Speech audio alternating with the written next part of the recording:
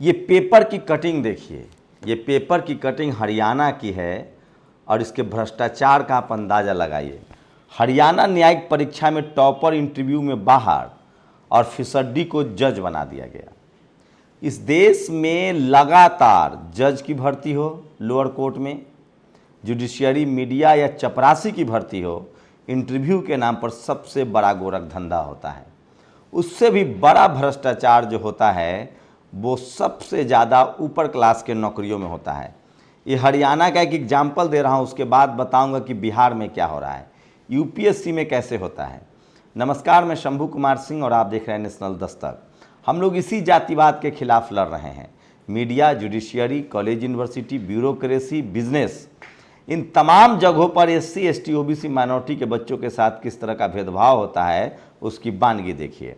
लेकिन कौन समझाए इन एससी, एसटी, ओबीसी, माइनॉरिटी को कि तुम्हारा हक अधिकार खाने वाले का, मनुवादियों का जाति के आधार पर तुम्हारा टॉर्चर करते हैं। पहले ही हरियाणा की खबर देख लीजिए। 17 अक्टूबर को मेरिट लिस्ट बनी थी न्यायिक जजों की।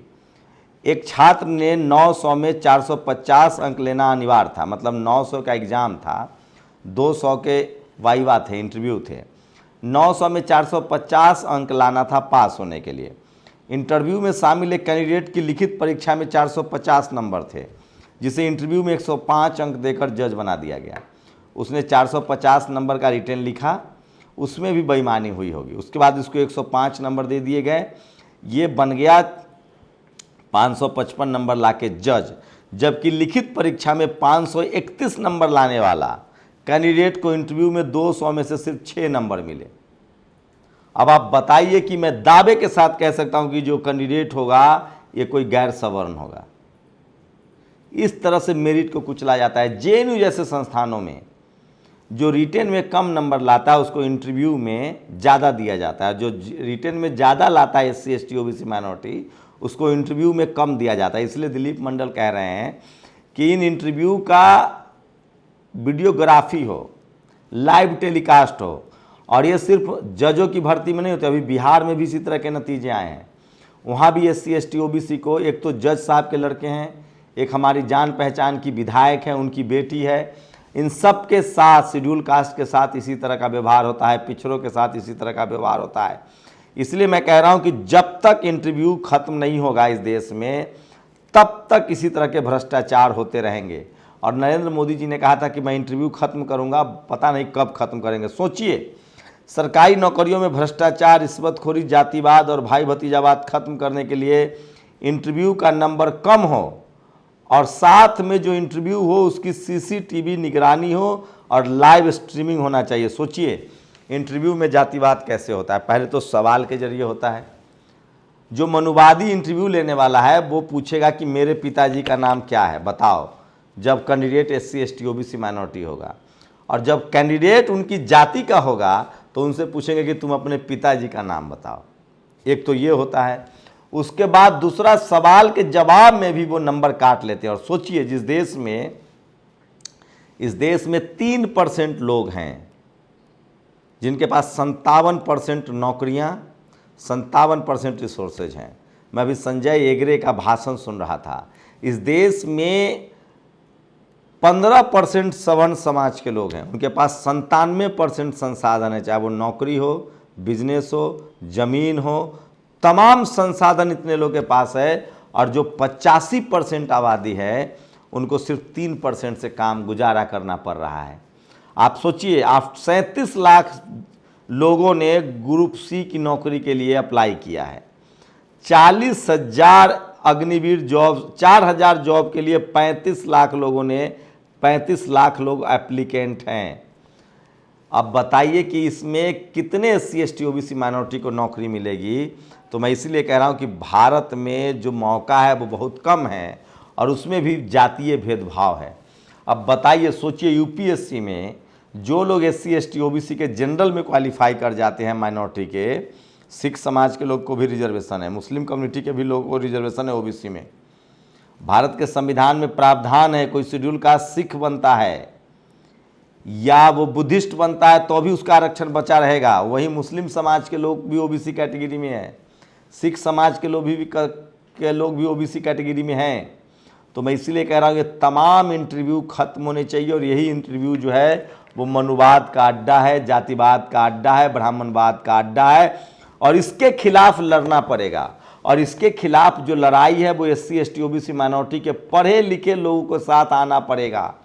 बाबा साहब ने कहा था कि अगर आप पढ़े लिखे लोग हैं और आपके समाज का शोषण हो रहा है और उसके खिलाफ आप नहीं लड़ पा रहे हैं तो आपका पढ़ना लिखना व्यर्थ है।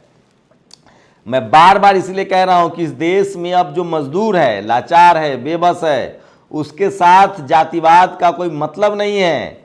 अब जो पढ़े लिखे लोग हैं, जो सिस्टम में घुस रहे हैं, जो शहरों में हैं, मल्टी स्टोरेज बिल्डिंग में रह रहे हैं, उनके साथ जातिवाद हो रहा है और इस जातिवाद के खिलाफ लड़ाई लड़ने के लिए पढ़े लिखे बहुजन समाज के लोगों को आना पड़ेगा, नहीं तो धीरे धीरे करके आप कोई नहीं बचेंगे, एक एक कर सबको निपटा दिया जाएगा। मैं इसीलिए कह रहा हूं इस तरह के जातिवाद के खिलाफ खड़ा होना है। सोचिए, इस देश में 3% ब्राह्मण समाज के लोग हैं, 57% संसाधनों पर उनका कब्जा है।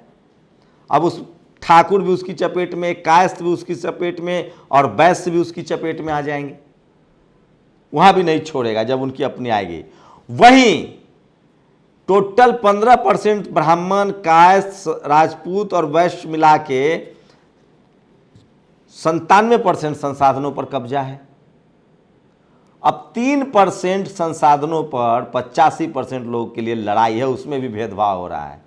इस जातिवाद, मनुवाद, ब्राह्मणवाद के खिलाफ लड़ना होगा, इस गैर बराबरी के खिलाफ बात करनी होगी, नहीं तो आपकी आने वाली नस्लें इसी तरह से लाचार और बेबस बना दी जाएंगी।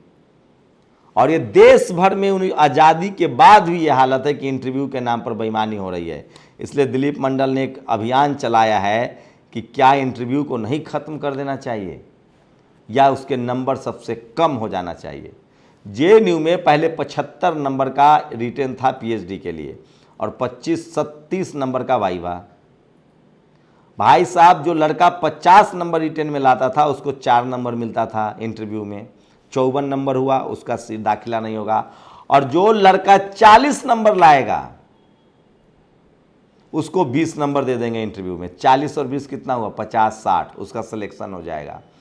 अब जो जातिवाद है वो college, university, media, judiciary, bureaucracy, business में है। वहाँ SC ST OBC माइनॉरिटी के बच्चों को मारा जा रहा है और SC ST OBC माइनॉरिटी अपने आप को जाति और धर्म के नाम पर एक दूसरे से ही लड़ रहे हैं, जबकि तमाम मलाईदार पद, पावर सेंटर्स पर SC ST OBC माइनॉरिटी के साथ भेदभाव हो रहा है। सोचिए, ये अखबार की कटिंग है, ये रोज हर किसी के साथ होता है। कोई खबर सामने आ गई तो आ गई, कोई होगा बहुजन पत्रकार, उसने लिख दिया, नहीं तो ये लोग खबर भी नहीं लिखता है। सोचिए कि जो लड़का 450 नंबर लाया उसको 105 नंबर इंटरव्यू में दिया, मतलब जो लिखेगा अच्छा वो बोलेगा नहीं। और जो लड़का 531 नंबर लाया उसको 6 नंबर दिया है। आप सोच सकते हैं किस तरह का जातिवाद है। इसी जातिवाद के खिलाफ आपको लड़ना पड़ेगा। अपनी प्रतिक्रिया जरूर दीजिए। शुक्रिया। नेशनल दस्तक की आपसे गुजारिश है कि अगर इसको बचाना चाहते हैं तो नेशनल दस्तक को सब्सक्राइब करने के लिए रेड कलर के सब्सक्राइब बटन को दबाएं, फिर बेल आइकन की घंटी दबाएं। नेशनल दस्तक को बचाने के लिए बहुत जरूरी है कि हर खबर को शेयर करें, लाइक करें, कमेंट जरूर करें।